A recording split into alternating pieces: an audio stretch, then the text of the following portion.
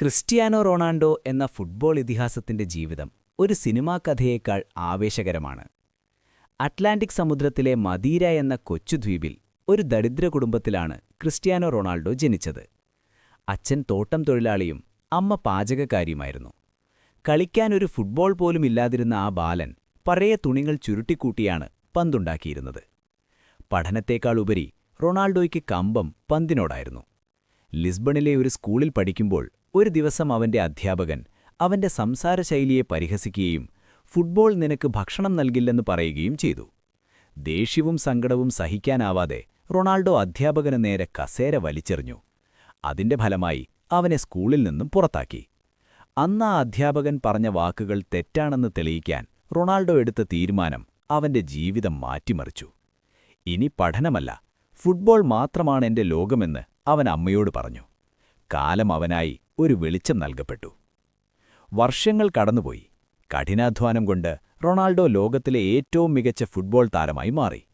Ballon d'Or പുരസ്കാരങ്ങളും റെക്കോർഡുകളും അവനെ തേടിയെത്തി. താൻ ജനിച്ചു വളർന്ന മദീര എന്ന കൊച്ചുദ്വീപിനെ ലോകഭൂപടത്തിൽ അവൻ അടയാളപ്പെടുത്തി. റൊണാൾഡോയുടെ നേട്ടങ്ങൾ കണ്ട് ലോകം അമ്പരന്നപ്പോൾ അവന്റെ ജന്മനാട് അവനെ ഒരു വലിയ ബഹുമതി നൽകി ആദരിച്ചു.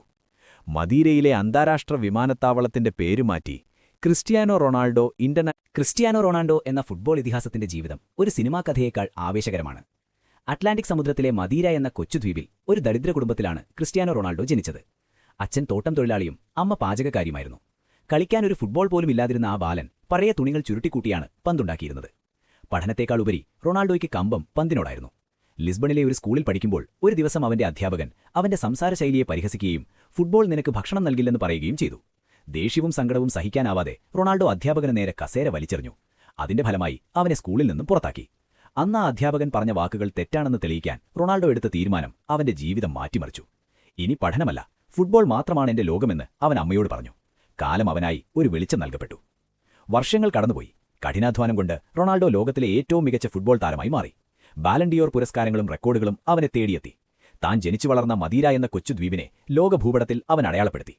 റൊണാൾഡോയുടെ നേട്ടങ്ങൾ കണ്ട് ലോകം അമ്പരന്നപ്പോൾ അവന്റെ ജന്മനാട് അവനെ ഒരു വലിയ ബഹുമതി നൽകി ആദരിച്ചു. മദീരയിലെ അന്താരാഷ്ട്ര വിമാനത്താവളത്തിന്റെ പേരുമാറ്റി ക്രിസ്റ്റിയാനോ റൊണാൾഡോ ഇന്റർനാഷണൽ എയർപോർട്ട് എന്നാക്കി. പണ്ടൊരു നേരത്തെ ഭക്ഷണത്തിന് വകയില്ലാതെ നടന്ന മണ്ണിൽ ഇന്നൊരു വിമാനം വന്ന് ഇറങ്ങണമെങ്കിൽ പോലും അവന്റെ പേര് വിളിക്കണം. തന്നെ പുറത്താക്കിയ പഴയ സ്കൂൾ മേടിക്കുകയും പാവപ്പെട്ട കുട്ടികൾക്ക് വിദ്യാഭ്യാസം നടത്തുന്നത് മറ്റ് ആശുപത്രികൾക്കും മറ്റും കോടികൾ കൊടുക്കുകയും ചെയ്തു. ഒരു രാജ്യം തന്നെ അവന്റെ ബ്രാൻഡിൽ അറിയപ്പെട്ടു. നിങ്ങളൊരു റൊണാൾഡോ ഫാനാണെങ്കിൽ സബ്സ്ക്രൈബ് ചെയ്ത് കൂടെ കൂടിക്കോ. ലൈക്ക് ചെയ്യാൻ മറക്കല്ലേ.